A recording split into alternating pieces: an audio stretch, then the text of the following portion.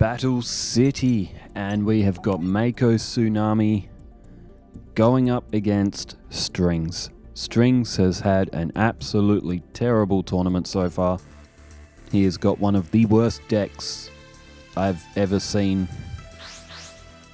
To even be called competitive is a joke. Strings, I believe he's won once, and I think that may have been against Loomis and Umbra, whose deck also is not really that powerful. So Mako's starting off here. He's got Water Hazard, which is a very good card to draw on your first turn, especially with a water deck. He can activate the effect and he can special summon one of his water monsters. Need to have no monsters on the field to activate the effect, and he's gone with Cure a Mermaid. And what is he going for number 2? He can still normal summon or set, and it is Penguin Knight. Sorry, not Penguin Knight, Nightmare Penguin. So Nightmare Penguin on flip can send cards back to the opponent's hand. It also boosts all water monsters by 200 points as Strings plays Reload. The only hope that Strings possibly has is to get that Slifer the Sky Dragon stalking around in his deck to the field, and that is very unlikely to happen. Even so, as Mako has drawn Umi, which is the trump card of his deck. If he's got Umi on the field, he can be very difficult to defeat. Mermaid Knight's effect will allow it to attack twice with Umi on the field. We've got Cure a Mermaid giving Mako more life points. And now Nightmare Penguin is flipped up, so that's another 200 points for the water monsters.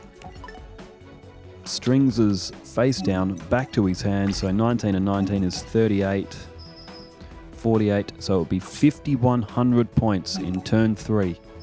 That it's going to be removed from Strings' life points, and he is off to a caliber of start that really sums up his tournament. 2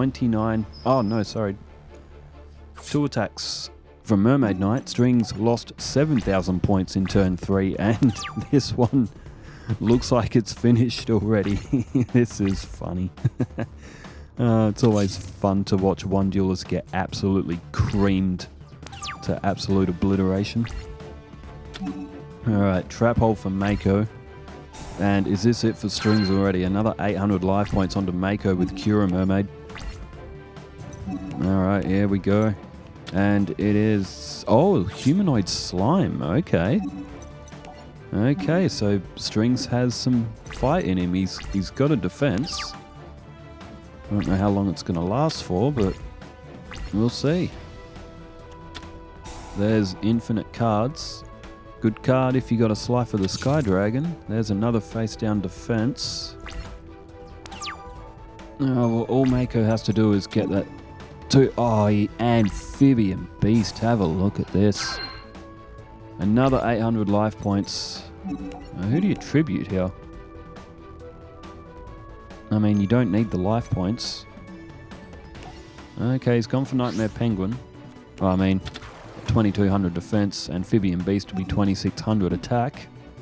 So I guess you don't need the little extra strength from Nightmare Penguin. Down goes Reload, and well, might as well have played for the best. Alright, Humanoid Slime is destroyed. And, another Humanoid Slime. Strings again has held on. There are 2 Humanoid Slimes and 2 Worm Drakes in Strings' deck because filling a 40-card deck for him was not possible, just using one of those monsters. Strings' deck was an absolute nightmare. And it performs like one... oh, there's Mucus Yoke. Well, I'll be damned. Strings will actually get a direct attack with Mucus Yoke, and that would have gained 1,000 life points. It's like Raging Flame Sprite, but Mucus Yoke starts with 0 attack points. Raging Flame Sprite starts with 100, which actually makes it useful. Because it's very difficult for Mucus Yoke to actually do anything, as Jar of Greed is activated from Strings.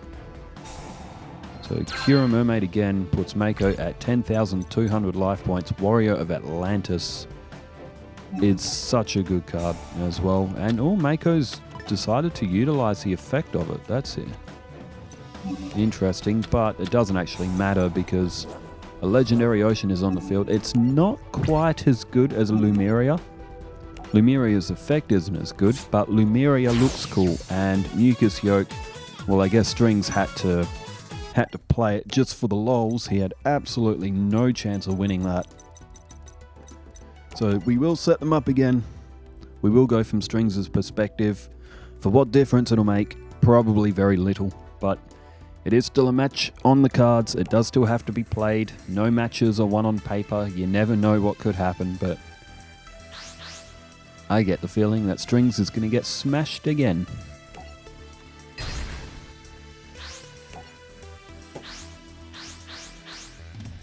Ugh. Alrighty. Okay, he's got Humanoid Slime again. There's Liquid Beast and Mario Kutai. I think that's how you say that.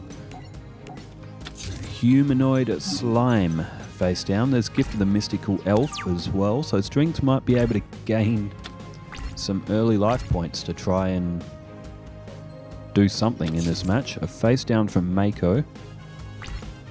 And to his end phase. So Strings already has started off. Oh, Jam Breeding Machine. That's a terrible card.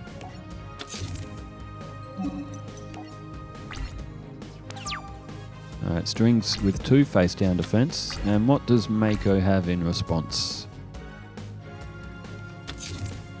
Again, a face down defense. Okay, so neither player throwing an attack yet. There's Fusion Sage. Okay. If Strings can pull Wormdrake or Beast King of the Swamps, he will be able to get Humanoid Wormdrake to the field.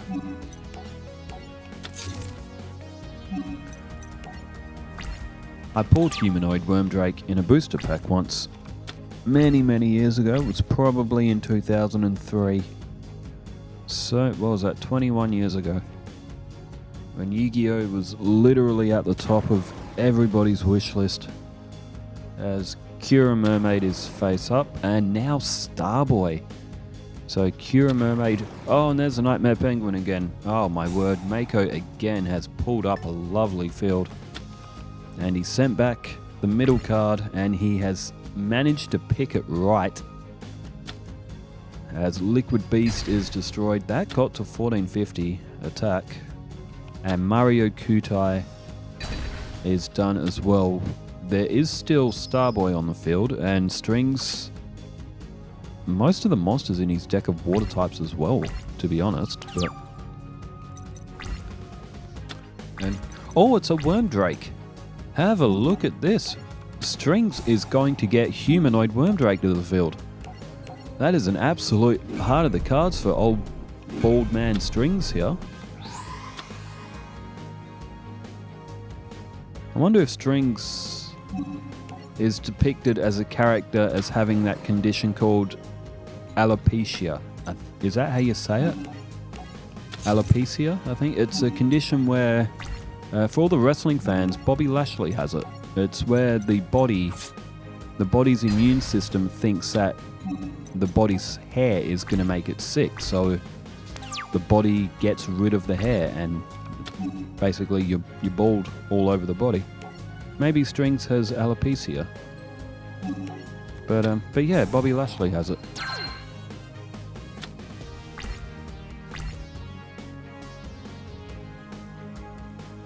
Because I believe Bobby Lashley actually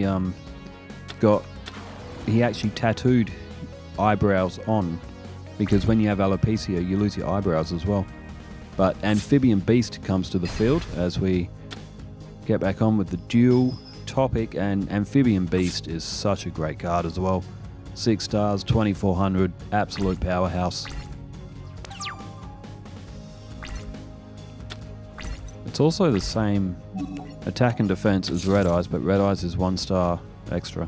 I guess Red Eyes technically can be considered an archetype in these days with all of its support cards.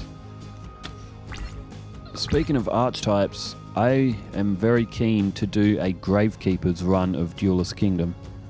They may be a little bit too strong for Duelist Kingdom. Their timeline is better suited to Battle City, but I wouldn't mind having them a test run in Duelist Kingdom just for a little bit of fun as well.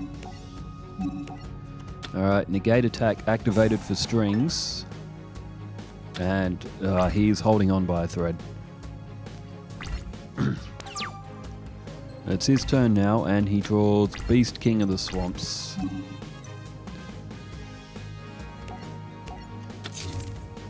And he plays it in defense, and it's not going to be long from here. Strings at 6150, Mako 6 cards in hand, so he's obviously going to have another monster of some sort. And Fortress Whale. I do believe this may be a first. I don't think in the entire Battle City series, which is over 50% done, so Mako would have had at least 8 duels by now, which I think this is his 8th duel. I don't think we've seen Fortress Whale yet. He's also played Cannonball Spear Shellfish. Say that 5 times really fast. Cannonball Spear Shellfish. Cannonball Spear... oh my god, that's... wow, that's hard. Cannonball Spear Shellfish. Cannonball Spear Shellfish. Cannonball Spear oh my god. Alright, that's hard. I'm not gonna attempt that again. Cannonball Spear Shellfish. Yeah. That's... alright. Fun and Games is over. Strings has been absolutely ripped apart by Mako. And this one is done, so... let me pull up who is playing next in Battle City.